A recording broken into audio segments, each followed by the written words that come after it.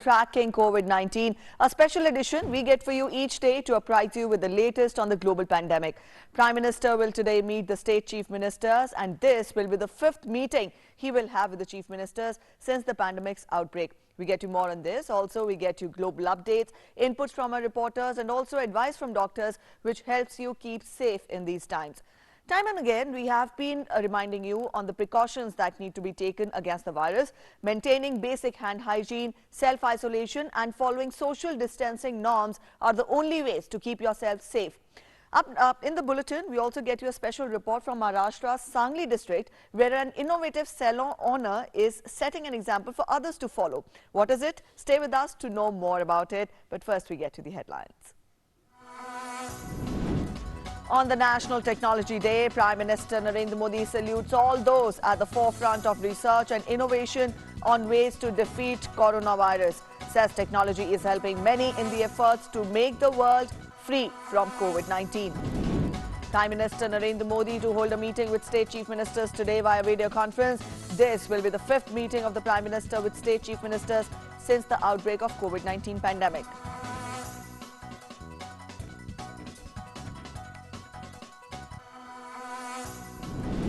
Indian Railways to resume select passenger services from tomorrow.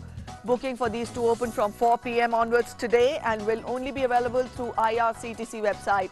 Railways Minister says Railways is fully geared up to run 300 Shramik special trains every day.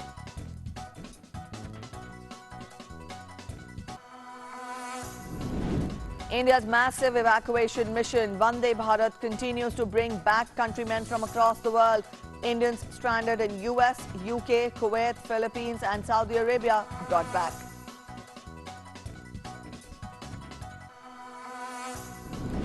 Total number of screens in India cases in India stand at 67,152, while active COVID-19 cases across the nation rise to 44,029 with 20,916 recoveries and 2,206 fatalities. Maharashtra, Gujarat and Tamil Nadu are the most affected states in the country. National Institute of Virology, Pune, successfully develops first indigenous anti-SARS-CoV-2 human ELISA test kit for any antibody detection of COVID-19. DRDO develops automated contactless UVC sanitation cabinet called Defense Research Ultraviolet Sanitizer. Rules to sanitize electronic gadgets, papers and currency notes.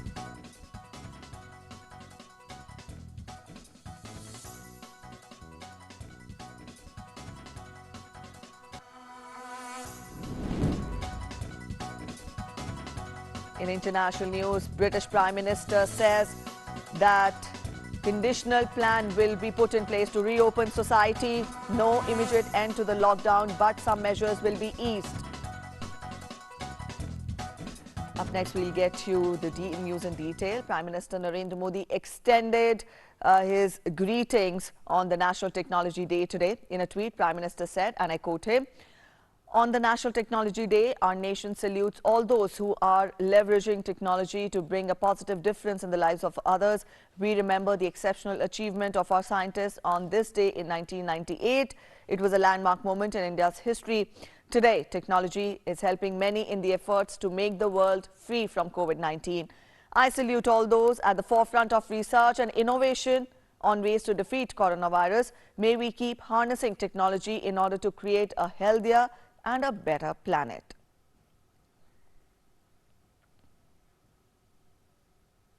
And according to the Ministry of Health and Family Welfare, the total number of cases related to coronavirus has reached 67,152. Out of these, the active COVID-19 cases across the nation rise to 44,029, with 20,916 persons having recovered, while 2,206 fatalities have been recorded. The worst affected state in the country remains Maharashtra with 22,171 confirmed cases, and then comes Gujarat with 8,194 cases, Tamil Nadu with 7,204 cases and Delhi with 6,923 cases. Prime Minister Narendra Modi will be holding a meeting via video conferencing with all the chief ministers at 3 p.m. today. Now, this will be his fifth meeting with the chief ministers. Prime Minister Modi on various occasions has emphasized on the need to work in close cooperation between states and the centre to overcome COVID-19 challenge. Their last meeting was on April 27th. This will be their first meeting after many states relaxed several restrictions. Indian Railways has announced the much-awaited decision of reopening passenger train operations. Indian Railways will restart passenger operations in a gradual manner from tomorrow. The operations will initially reopen with 15 pairs of trains. Now, these trains will run as special trains from New Delhi station connecting Dibrugarh, Agratala, Howrah, Patna, Bilaspur, Ranchi, Bhubaneswar, Secunderabad, Bengaluru, Chennai, Thiruvananthapuram, Madgaon, Mumbai Central, Ahmedabad and Jammu Tawi. Indian Railways will also start special services on new routes based on the available coaches after reserving 20,000 coaches for COVID-19 care centres. An adequate number of coaches being reserved to enable operation of up to 300 trains every day as Shramik Special or stranded migrants. Booking for reservation in these trains will start at 4 p.m. today and will be available only on the IRCTC website. It must be strictly noted that ticket booking counters at the railway stations shall remain closed and no counter tickets, including platform tickets, shall be issued. People are therefore urged not to spread rumours and gather at the railway station unnecessarily. Only passengers with valid confirmed tickets will be allowed to enter the railway stations. It will be mandatory for the passengers to wear face masks and undergo screening at departure, and only asymptomatic passengers will be allowed to board the trains. Also, Indian Railways has operated 350 Shramik special trains till yesterday across the country. There were around 1,200 passengers travelling in each of these Shramik special trains. These trains ferried passengers to various states including Andhra Pradesh, Bihar, Himachal Pradesh, Jharkhand, Madhya Pradesh, Maharashtra, Odisha, Rajasthan, Telangana, Uttar Pradesh and West Bengal. The trains being run by railways only after concurrence is given both by the state which is sending the passengers and the state which is receiving them. Proper screening of passengers is ensured before boarding the train.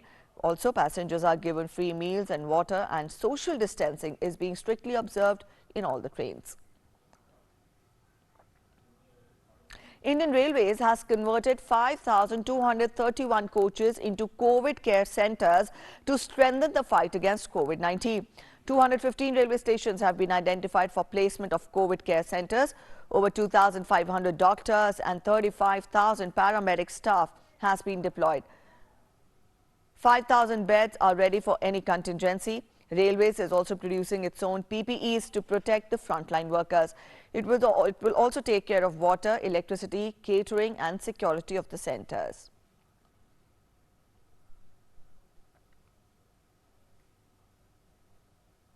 And the world's largest evacuation operation to bring back stranded Indian nationals from different countries under Vande Bharat mission is going on smoothly. Civil Aviation Minister Hardeep Singh Puri has said that untiring efforts of Air India Express and the Ministry of External Affairs and our missions keep mission Vande Bharat flying high.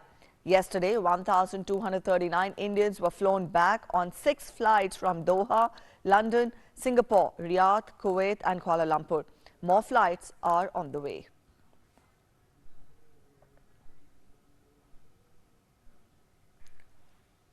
The latest flight to arrive with Indian nationals was the first Air India special flight from the US. 225 Indians were brought back from San Francisco to Mumbai.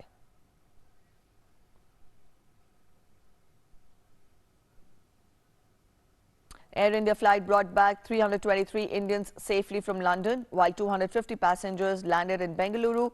The rest went to Delhi.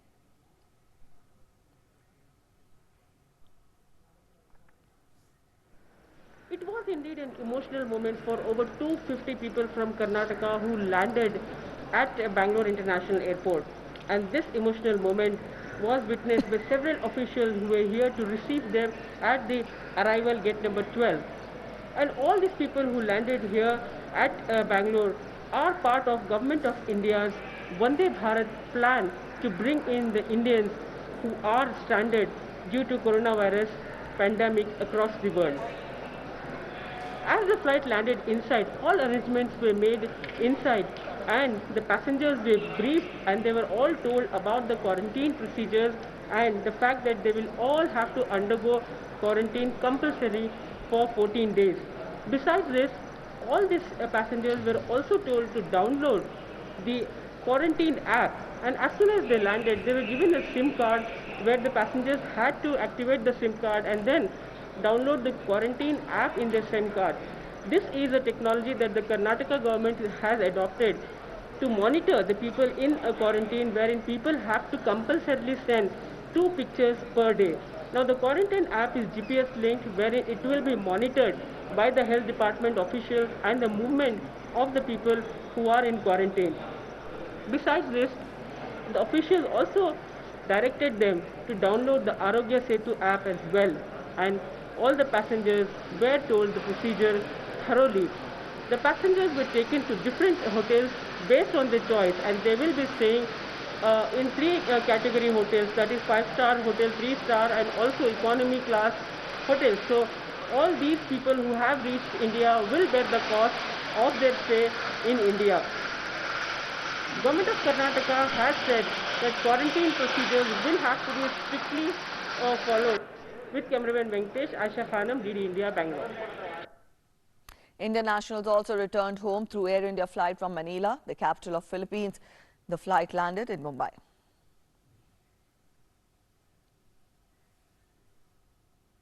Late yesterday night, Air India Express flight landed in Kochi from Kuala Lumpur. It landed at around 10:17 p.m. with 177 passengers and 2 infants.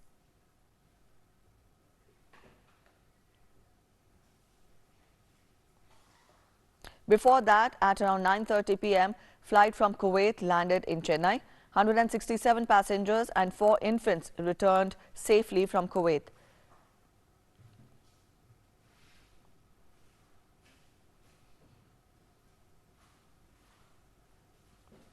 Air India flight with 139 passengers also arrived from Riyadh. The flight landed in Delhi.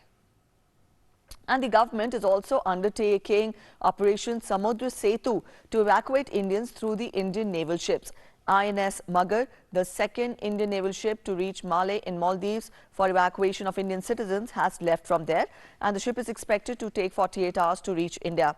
A total of 202 persons are on board the ship, which includes 24 women, 2 expectant mothers and 2 children. One of the men, who hails from Tamil Nadu, has a fractured leg. As per the procedure, the evacuees were screened medically, their baggage was disinfected, and they were allotted IDs as per various zones earmarked on board the ship.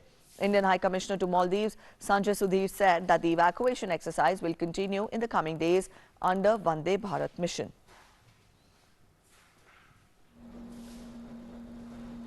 Jalashwa reached Kochi, taking 698 Indians with it. We will continue with these operations and try our best to transport as many Indians as possible to India.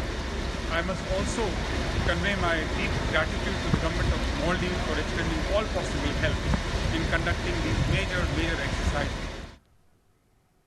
India has sent its naval ship Kesari to Maldives, Mauritius, Madagascar, Comoros and Seychelles on request for assistance in dealing with COVID-19 pandemic. INS Kesari carries on board 2 medical assistance teams, consignments of COVID-related essential medicines and food items. It will deliver consignments of COVID-related essential medicines to Mauritius, Madagascar, Comoros and Seychelles, and about 600 tons of food items to Maldives. In addition, in case of Mauritius, a special consignment of Ayurvedic medicines is also being sent. The consignments meant for Madagascar and Comoros also include hydroxychloroquine tablets, which have already been sent earlier to Mauritius, Maldives and Seychelles. The medical assistance teams will be deployed in Mauritius and Comoros, helping their governments deal with COVID emergency and also dengue fever in case of Comoros. The government has issued guidelines for quarantine of the returnees from abroad who are being evacuated under Vande Bharat mission. Quarantine and isolation facilities must be separated and should be based on paid basis with all facilities available for them. The government also ordered facility owners to fix the charges with consultation with the states and also asked them to follow all norms established for COVID care centers. The government also advised that only pre-symptomatic patients should be kept in isolation facility and they must give undertaking on the website of the Health Ministry. Ministry of Home Affairs has written to all states and union territories to cooperate with the Ministry of Railways in running more Shramik special trains for the movement of migrant workers. The MHA advises states to counsel the stranded migrant workers to not walk on roads and rail tracks. The Home Ministry also advised states to provide shelter, food and water to these migrant workers until they are facilitated to board. MHA requests the state governments for cooperation to remove hindrances and facilitate faster movement of stranded migrant workers to their native places. In another advisory, Home Ministry issues guidelines to the states to ensure smooth movement of all medical professionals, paramedic staff, sanitation personnel and ambulances. The movement also includes interstate whenever necessary. The MHA also asks the states to allow private clinics and nursing homes to remain open without hindrances to facilitate fighting COVID-19 and non-COVID emergencies.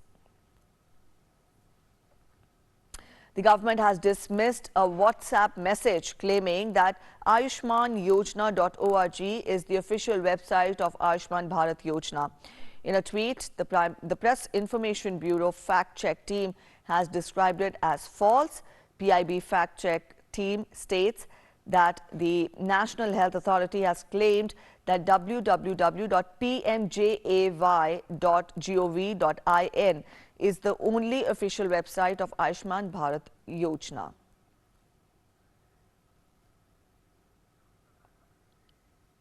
And up next, every day we get you some good news which has that feel-good factor which shows that life goes on and hope and positivity is still there in these times of crisis.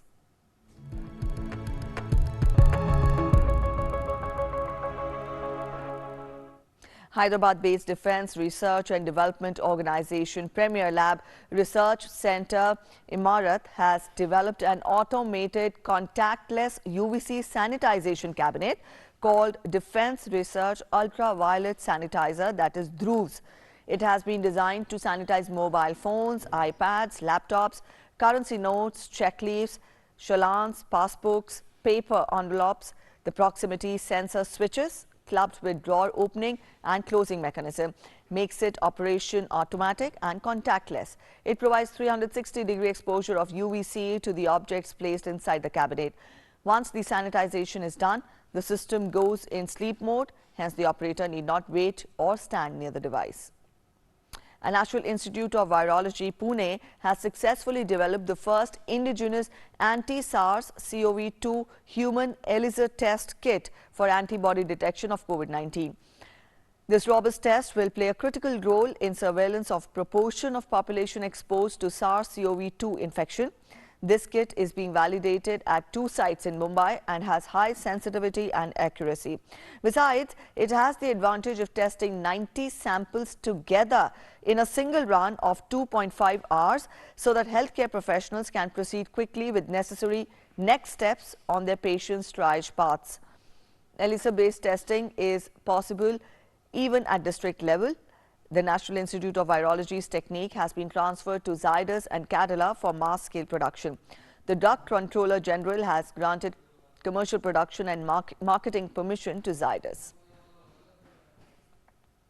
And as the country continues to fight its battle against COVID-19 pandemic, the government is taking every possible step to contain the virus.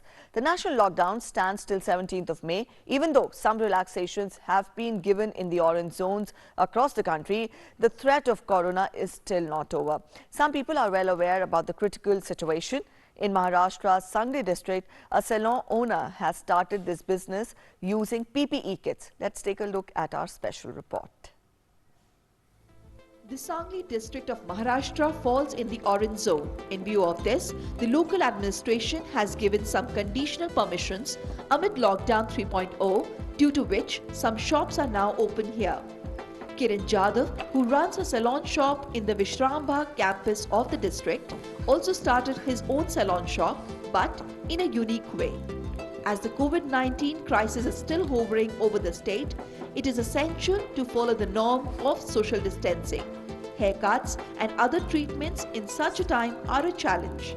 But to avoid direct contact with customers and threatening an exposure to the virus, the salon owner has come up with an exceptional way to tackle this and run his business smoothly. As taking statutory precautions to safeguard staff and customers remain a key concern amid the COVID-19 pandemic, just like doctors, Kiran started his work wearing a PPE kit. Kiran has secured a PPE kit and every customer who comes to the shop is allowed to enter only after sanitizing their hands. And now, they are all confident about their safety. I'm using this PPE kit due to Corona. I have also worn hand gloves. My entire face is also covered by air shield. I do not have direct contact with the client after wearing it. Businesses are suffering big losses due to the lockdown. However, gradually life and businesses might also come back on track. Innovative business professionals like Kiran are needed in this time of crisis who know the art of balancing earning money but more importantly maintaining hygiene and safety at the same time. Sarfara Sandy's report, DD News, Sangli, Maharashtra. And with lockdown restrictions being eased, tribal farmers in Lahaul Spiti district have now started transporting apples after nearly 5 months as the roads connecting to the region remained closed due to snowfall. But now with the opening of Manali-Leh highway, vehicular movement has started from Lahaul Spiti to Manali. The farmers earlier were not able to transport apples due to closure of the roads due to snowfall, and after that, due to nationwide lockdown in place, all movement came to a halt. But now with the restrictions eased, these farmers can now transport apples.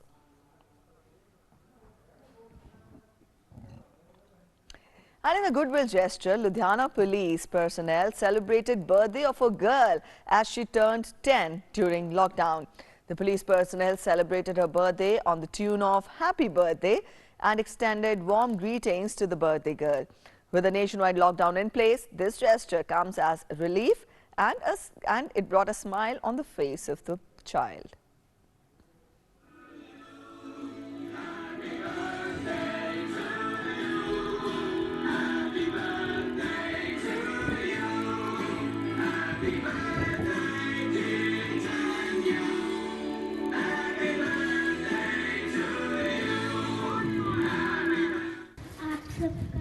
All right, a beautiful gesture by Corona warriors there. And as restrictions got eased on the construction work throughout the country, labourers in Moradabad's brick kilns are adopting to the new normal. Wearing face masks and following social distancing, these labourers are back to work with full enthusiasm and in adherence to centre's guidelines.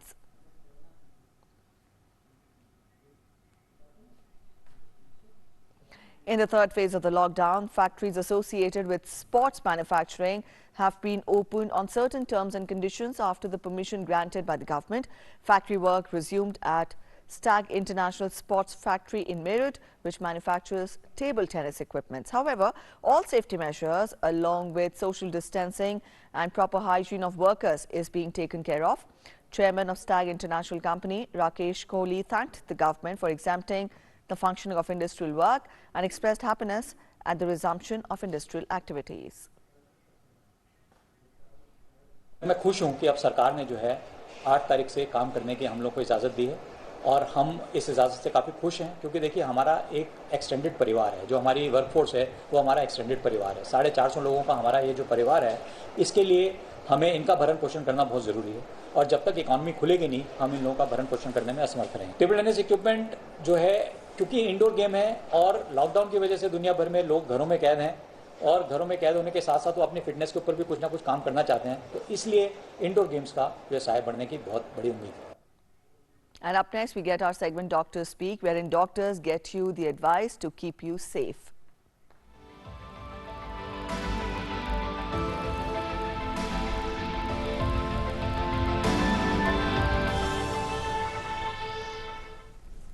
Dr. Geeta Kampani, consultant medicine, Safdarjung Hospital, says that no allopathy medicine can cure coronavirus.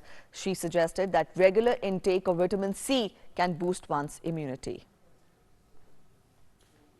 As far as allopathic medicines are concerned, vitamin C has been shown to have a role in improving your immunity. Otherwise, there is no medicine which actually improves your immunity. It is just that you maintain a good diet, a healthy diet, eat fruits, fruits which are, all of them are rich in vitamin C, B complex, and avoid junk food and eat healthy food, vegetables, and milk, and all the a healthy diet. So that should keep you healthy. There is no medicine which can increase your immunity. All right, eat healthy along with ensuring your regular intake of vitamin C to boost your immunity. On that word of advice, we'll end this edition of Tracking COVID-19 here. Thanks for watching. Namaskar.